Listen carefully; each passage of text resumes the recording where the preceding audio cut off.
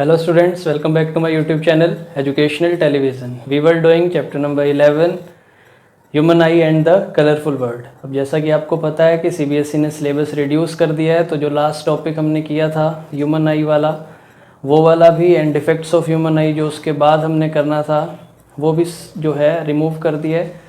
तो आज हम स्टार्ट करते हैं जो इस चैप्टर में जो टॉपिक्स रह गए हैं वो टॉपिक्स हम स्टार्ट करते हैं, जिनमें से फर्स्ट टॉपिक है refraction of light through a glass prism. So give the heading refraction of light through a glass prism.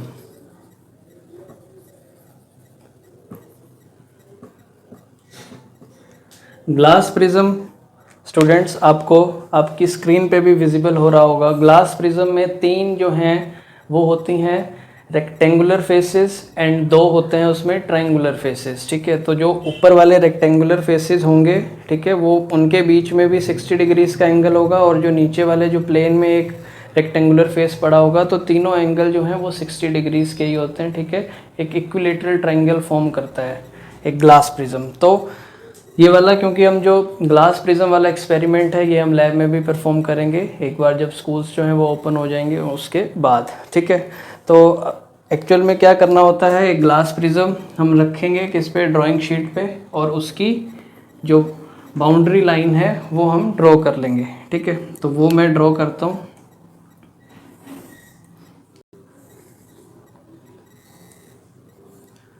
So suppose this is a glass prism जो हमने रखा और उसकी बाउंड्री जो थी वो लाइन ड्रॉ कर ली। अब क्या करना होता है इस फेस पे, अब suppose let this is A, this is B and this is C. ठीक है, अब जो इस फेस पे है कि कोई भी एक पॉइंट पे हमें इस वाली साइड पे कोई भी एक पॉइंट ले लेना है। सपोज एक पॉइंट यहाँ पे ले लिया, दिस इज़ पॉइंट डी। ठीक है, after that the next thing is we have to draw 90 degree angle, एक नॉर्मल रे ड्रॉ करनी है।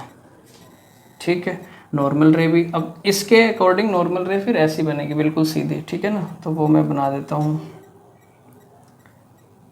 सपोज ये रही हमारी नॉर्मल रे। ठीक है, अब इस नॉर्मल रे के हिसाब से अब हमने डी से कोई भी एंगल ले लेना है। ठीक है, तो डी से किसी भी एक एंगल पे लाइट जो है वो हम क्या करवाएंगे, incident. Suppose this is our incident ray. ठीक है, ब्लू वाली क्या है, इंसिडेंट रे, ब्लैक वाली है नॉर्मल रे। ठीक है, अब जो नॉर्मल रे है this is normal ray and this is incident ray, जो कि इंसिडेंट करवा रहे हैं हम एक साइड प्रिज्म के। The angle formed between incident ray and normal ray is called angle of incidence. तो इसके बीच में जो एंगल बनेगा वो होगा एंगल ऑफ इंसिडेंस आई। ठीक है, this is angle of incidence. ठीक है, आफ्टर दैट अब ग्लास प्रिज्म है तो ये रिफ्लेक्ट करवाएगी लाइट को, है ना, क्योंकि ग्लास है। अब बाहर रे जो एंटर हुई वो कहाँ से हुई, एयर से। अंदर मीडियम कौन सा प्रेजेंट है, ग्लास। एयर कैसा मीडियम है, रेयरर, एंड ग्लास कैसा मीडियम है, डेंसर। ग्लास लैब वाला एक्सपेरिमेंट जो था वो आप पढ़ चुके हो, उसमें भी जब rarer to denser medium light जाती थी तो उसकी जो डायरेक्शन और स्पीड दोनों ही चेंज होता था। ठीक है ना, सो it will bend towards the normal. ठीक है ना, तो इधर तरफ नॉर्मल है, इधर को ही ये बेंड करेगी। ये समझ में आया? ठीक है, because the light is going from rarer to denser medium so it will bend towards the normal. ठीक है, तो जो ये वाली रे है ये कौन सी रे हुई, दिस इज रिफ्रैक्टेड रे। ठीक है, रिफ्रैक्टेड रे और नॉर्मल रे, इनके बीच में जो एंगल बनता है that is known as angle of refraction. This is angle of refraction, कि इस एंगल पे रे जो है वो रिफ्रैक्ट हो गई। ठीक है, अब अगले पॉइंट पे पहुंच के, जिस पॉइंट पे इधर वाली साइड वो मीट कर रही है, इस पॉइंट पे भी हमें फिर से क्या ड्रॉ करनी है, नॉर्मल रे। ठीक है, तो एक नॉर्मल रे हमने ड्रॉ कर दी। अब लाइट ग्लास से फिर बाहर आ रही है और बाहर फिर से कौन सा मीडियम प्रेजेंट है, एयर। इस बार उल्टा हो रहा है, डेंसर से वो रेयरर मीडियम में आने वाली है लाइट। तो पहले वो टुवर्ड्स द नॉर्मल बेंड की थी, अब अगर टुवर्ड्स द नॉर्मल करेगी तो उधर करेगी, बट इस बार क्या होगा, it will bend away from the normal because it is going from denser to rarer medium. तो पिछले वाले का वाइस वर्सा केस है। तो इस बार जो रे ऑफ लाइट है it will bend away from the normal, ठीक है। दिस इज जो बाहर आएगी रे, दिस इज इमर्जेंट रे, जो कि बाहर इमर्ज होके आई है हमारे पास। And the angle formed between emergent ray and normal ray is known as angle of emergence. This is angle of emergence, कि किस एंगल पे रे इमर्ज होके बाहर आई है, ठीक है। Now if we extend this incident ray, अगर मैं इसको एक्सटेंड करूं तो एक्चुअल हमें बात पता लग गया कि अगर रे रिफ्रैक्ट ना होती तो वो सीधी जाती बिल्कुल, ठीक है ना, इस डायरेक्शन में जाती। बट इस वाले सरफेस से भी रिफ्रैक्ट हुई और अगली सरफेस से भी रिफ्रैक्ट हुई। तो अगर इंसिडेंट रे को हम एक्सटेंड करें और इमर्जेंट रे को एक्सटेंड करें तो यहाँ पे जो एंगल बनता है, this angle is known as delta, और D this is angle of deviation. Angle of deviation इसको क्यों कहा जा रहा है, बिकॉज जो रे एक्चुअल में ऐसी जानी चाहिए थी, इस एंगल पे वो डेविएट हो गई है, that's why this is angle of deviation. And it is always formed between extended incident ray and extended emergent ray, ठीक है। This is known as angle of prism. ये तीनों ही एंगल जो होंगे, कोई भी दो लेटरल सरफेसेस के बीच में बनने वाला जो एंगल होता है that is angle of prism, and उसकी वैल्यू होती है 60 degree. This is angle of prism, ठीक है, because this is an equilateral triangle. तो जैसे जैसे मैंने आपको समझाया है, ठीक है, साथ में ही जो एंगल ऑफ इंसिडेंस है उसकी भी डेफिनेशन आपकी स्क्रीन पे आती गई होगी, तो आपने नोट कर लिया होगा, ठीक है ना। तो angle of incidence is the angle जो इंसिडेंट रे और नॉर्मल रे के बीच में बनेगा। Angle of refraction is the angle which is formed between refracted ray and normal ray. Angle of emergence is the angle which is formed between normal ray and emergent ray. And angle of deviation is the angle which is formed between extended incident ray and extended emergent ray. So this is what the topic refraction of light through a glass prism. Note it down students, then we will proceed further.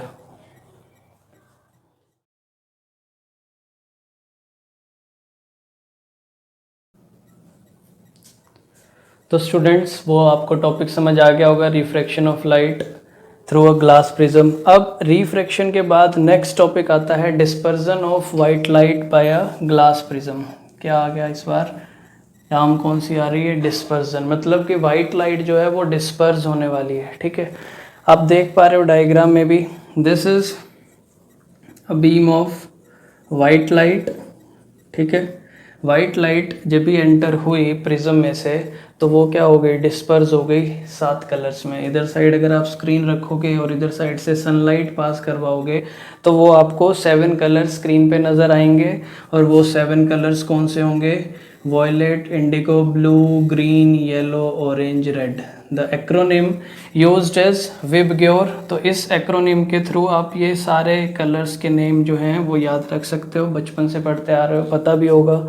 That the splitting of white light into its components, that is 7 colors, is called dispersion of white light, ठीक है। तो dispersion ये रहा। अब यहाँ से आप देख पा रहे हो, अगर आपको याद होगा अभी जो हमने पिछला टॉपिक किया है उसमें क्या था, इंसिडेंट रे इधर गई थी, आफ्टर दैट नॉर्मल की तरफ बेंड हुई थी, उसके बाद नॉर्मल से अवे बेंड हुई थी, यही था केस। तो अब आप देख सकते हो इस केस में भी यही हुआ है, बट 7 कलर्स जो डिस्पर्स हुए हैं वो अलग अलग एंगल पे बेंड होके जो है वो इमर्ज होके निकले हैं ना। तो सबसे ज़्यादा एंगल पे कौन सा कलर जो हुआ है वो बेंड हुआ है, दैट इज़ वॉयलेट, और सबसे कम रेड। क्योंकि एंगल ऑफ डेविएशन हम कहाँ से देखते थे, जब ये लाइन एक्चुअल में से रे ऑफ लाइट ऐसे पास होनी चाहिए थी, है ना। तो अगर आप इधर वाले वॉयलेट वाले को एक्सटेंड करवाओगे तो एंगल आएगा ये वाला, और जब रेड वाले को एक्सटेंड करवाओगे तो एंगल आएगा ये वाला। तो आप खुद ही देख सकते हो कि ये वाला एंगल जो है छोटा है रेड वाला, और ये वाला ज़्यादा है। तो ये ज़्यादा एंगल पे डेविएट हुई है वॉयलेट वाली, और रेड वाली कम हुई है, बाकी तो इसके बीच में ही है। तो लीस्ट डेविएशन अगर हम देखेंगे तो वो रेड की है, सबसे कम डेविएशन हुई है, बड़ी कम, और मोस्ट डेविएशन वो वॉयलेट है, ठीक है। और ये आपने वेवलेंथ इसमें याद रखनी है कि वेवलेंथ इस ऑर्डर में इंक्रीज होती है, ठीक है ना। तो और V से R तक वेवलेंथ जो होगी वो इंक्रीज होने वाली है। This is the increasing order of wavelength.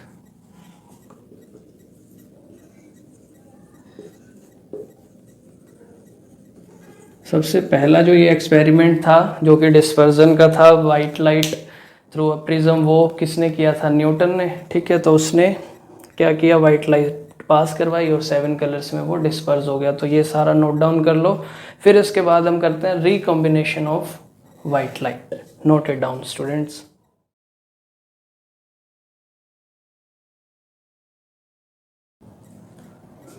तो अब करते हैं students next topic which is recombination of white light.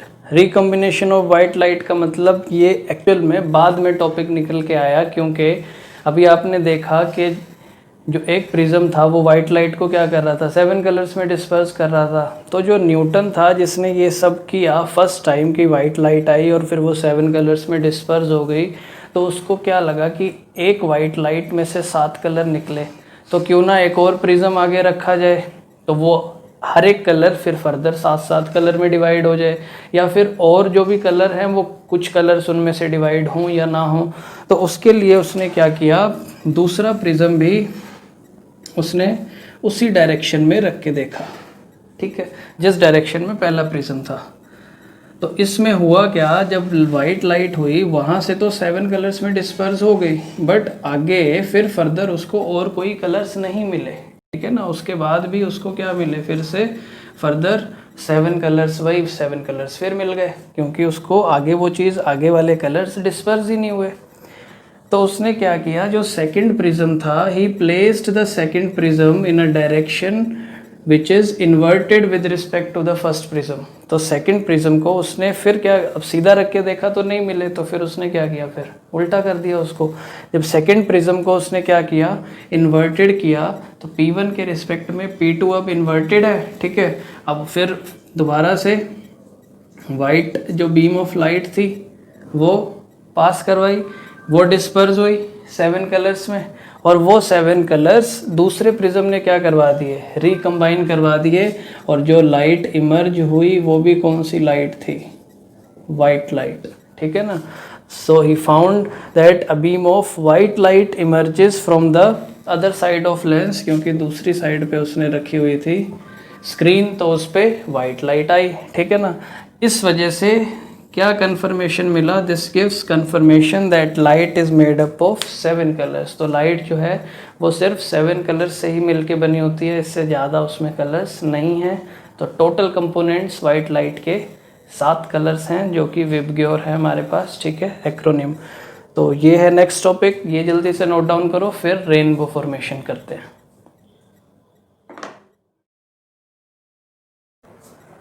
तो अब करते हैं स्टूडेंट्स आज के वीडियो लेक्चर का last topic which is rainbow formation. इंद्रधनुष आपने भी देखा होगा आसमान में, है ना, हमेशा कब बनता है, जब भी बारिश ख़त्म हो जाती है और अगर उसके बाद ही सूरज निकल आए, ठीक है ना, थोड़ा ही टाइम इंटरवल के बाद अगर सूरज निकल आता है तो हमें इंद्रधनुष जो है वो नज़र आता है। अब जो रेनबो फॉर्मेशन हो रही है उसका सारा फिनोमिना अब हम डिटेल में डिस्कस करते हैं, ठीक है। अब रेनबो फॉर्मेशन हो क्यों रही है, it is caused by the dispersion of sunlight bye टिनी water droplets present in the atmosphere.